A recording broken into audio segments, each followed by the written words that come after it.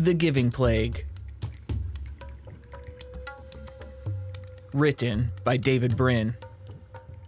Forey is a biologist specializing in viruses. He often curses those stubborn viruses in the laboratory.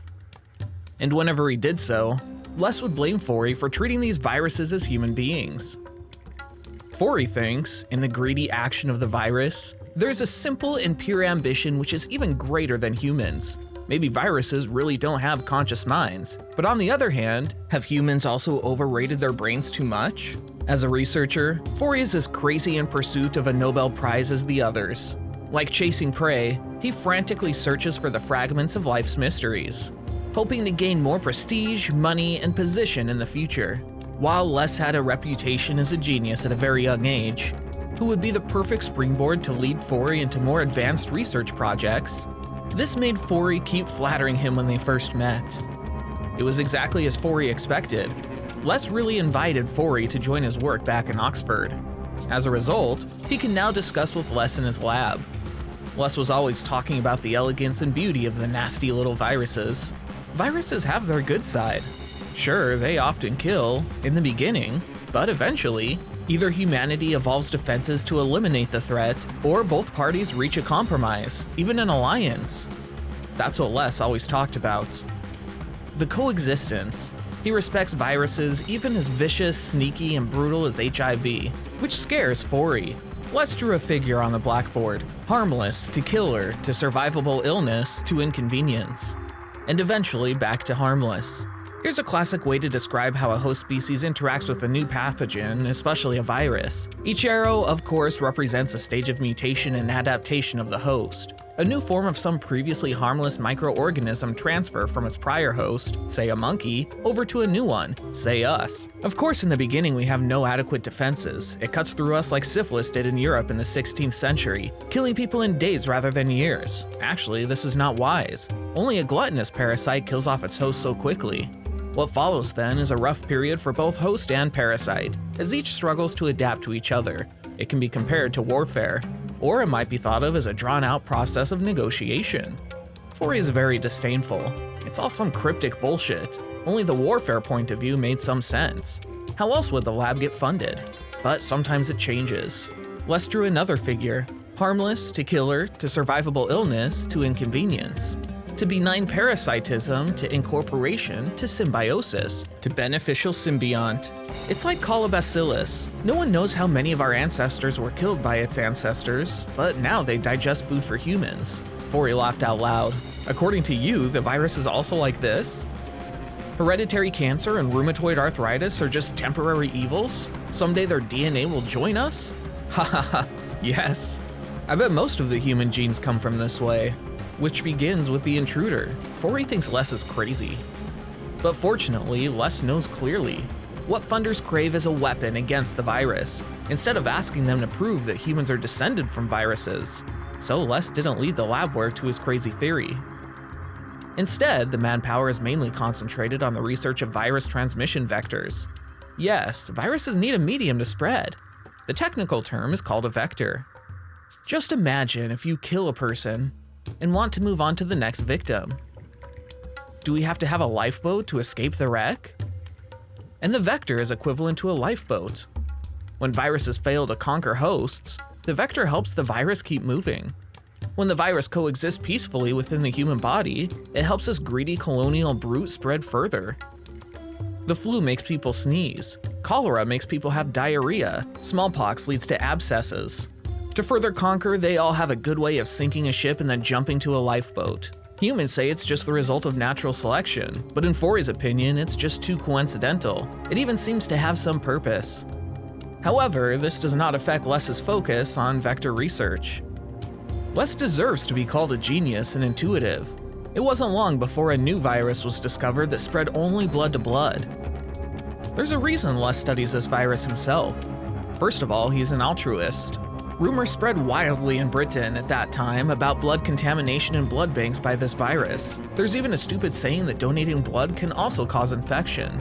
Many people are afraid to donate blood, and a country has to have confidence in its blood banks.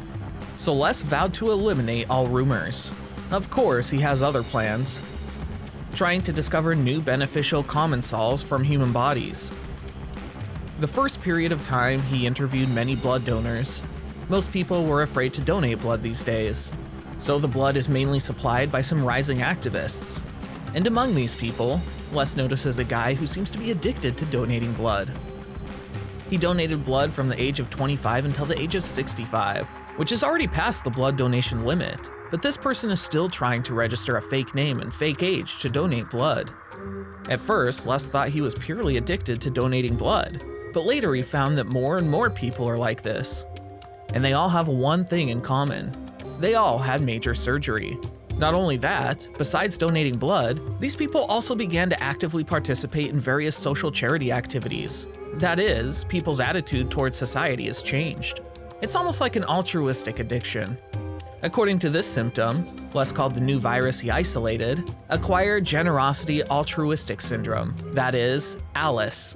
When Les whispered his discovery to Forey felt thrilled with horror. You're saying it can affect people's minds? Of course not. But imagine, what if a virus made people feel pleasure to donate blood? The old man said he had to donate blood every 2 months. Otherwise, he would feel bad. You mean every time he goes to donate blood, it gives the virus a chance to spread? Right. A new host infected during surgery with blood generously donated by the old man. But this virus is very low-key and not as greedy as AIDS. Maybe it has reached a coexistence with people, but now, because it doesn't cause any symptoms, no one has thought of it yet. But Les has separated it. And what does that mean? It should mean, with no doubt, the Nobel Prize. Forey started thinking about how to add his name to Les's paper, but to his surprise, Les didn't plan to publish his finding at all. Even if it could confirm his coexistence theory, he is not going to publish. And it's all thanks to his goddamn altruistic virtues. Les wants to save the world. To explain that, imagine a selfish conservative who suddenly finds himself having spontaneous initiative to donate blood. What would he think? He would think he's a good guy and brag about it proudly. He's proud of his generosity, even if it's fake, and will bring this generosity to all areas of his life. On a planet being destroyed by selfishness and greed, Les believes that ALICE will be nature's last chance for humans to get better. So, he will not publish it until the spread of ALICE has become a worldwide epidemic. And this process takes at least 7 years. Wait 7 years for the title of collaborator? Forey felt it was useless to his career and reputation. Forey's mind started flashing the scene of a perfect murder. The laboratory is full of poisons and germs. Although everyone is very careful, accidents will always happen. The only trouble is Les's reputation. Even if Forey kills him, he won't dare to jump out immediately. Because everyone will attribute the discovery of ALICE to Les's wise leadership. There may even be suspicion of Forey. So Forey decided that after killing Les, he has to hide for 3 to 5 years before publishing the finding. By then, no one will connect his success with that accident, and he will be the only author. So in addition to the daily work, Forey secretly works overtime with Les every night. Les often marvels at the harmlessness of ALICE and the positive impact it can have on those affected, and attributes its refined and efficient method of transmission to natural selection. In a science fiction novel, it was said, the sole purpose of the human's brain and organism is to provide houseflies with spaceships and materials to conquer the galaxy. And Les's point of view goes further. He actually thinks that humans are symbionts of viruses, bacteria, and the human body. Most of human chromosomes derived from past invaders. This makes Forey, who always thought of viruses as having inner wisdom, hate ALICE more and more. The only thing that makes him happy is that he'll stop Les's crazy plans. Save all mankind. Don't let all human beings become its puppets. However, accidents often come without surprises. Just when Forey's perfect murder plan was ready, Kapuk is here. Kapuk, malignant pulmonary organ autoimmune system collapse. It's AIDS with symptoms as mild as a cold. It was almost uncontrollable at first. People can't find the medium through which it spreads. It's prevalent mainly in industrialized countries. There's no clear susceptible group. Elementary school students in some places are extremely susceptible to infection, while other places, secretaries and couriers. Virologists all over the world are in the fight. Les thinks it's a pseudo-life that's simpler than a virus but harder to spot. At first, he was accused of being a deviant, but finally the desperate experts tried what he said and found it in the glue. Les became a hero. Unfortunately, he didn't have a chance to witness this victorious moment before he fell down on this silent battlefield. Fori took over the lab. At this time, Fori had already forgotten about Alice. The whole world is fighting Kapuk. Fori is no exception. He put all his energy on research. After numerous failures, finally he successfully found a way to deal with Kapuk. He developed a high-dose mixed vanadium injection, which can induce the patient's bone marrow to produce antibodies. This method is very effective, but the only flaw is that it needs a whole body blood replacement. Logically speaking, blood banks should be tighter than ever. But tens of thousands of recoveries have contributed to this immediate necessity timely. Humans got a respite. It seems like a shared experience, letting people cherish and understand each other more. Anyway, since then, humans started helping each other, entering a new era of cooperation. Fori is vaguely skeptical about this, but hasn't had the time to investigate yet. The great feat of successfully saving all mankind, getting all the honors and awards surround him all at once. The Nobel Peace Prize, the awards from the World Health Organization, and the various chores that followed make him almost forget about Alice. With the thriving of human beings, mankind made their third successful Mars expedition, but not until they brought TARP back from Mars with them. Then did humans realize how friendly the germs on their own planet are to humans. It was a long night. An exhausted Fori stands in front of Les's tombstone, just wanting to curse his damn coexistence theory. Just imagining that human beings finally reach a coexistence with TARP. Let those alien genes to be inserted into humans. That's so good. It's just that TARP may not have much interest in coexisting with humans. Its quest for humanity is terrifying and deadly. It travels by wind. The world is pinning their hopes on Fori, but only Fori knows he's just a brilliant liar. He flipped through the notes Les left over and over, trying to find a glimmer of hope. That is when he saw Alice again. For a moment, Fori began to doubt. Is TARP the ultimate goal of Alice? On the surface, it appears to be extremely friendly and cooperative to humans. But the actual purpose of it is to make humans better, so humans can go to Mars earlier and bring back TARP. After all, without it, humans may not have gone to that terrible Mars yet. Or, even if they did, there would be a lot of paranoiacs arguing to stick to the quarantine protocols. But how come? It's just a bunch of RNA hiding in a protein coat.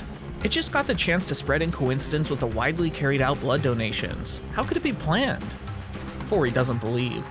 But thereafter, Fori always keeps a card in his wallet. It states his blood type, drugs he is allergic to, and to never accept a blood transfusion. Fori doesn't think he's a nice guy, although he's done many good things in his life. But that's just an accidental product of this ever-changing world. He can't control the world, but at least he can control himself. The TARP outbreak didn't spark the big panics that were common in past plagues. Everyone helps each other in trying to find redemption. Numerous clinics surrounding the high-rising research center. Fori dragged his body, which was extremely weak due to fever, checking the patients from bed to bed.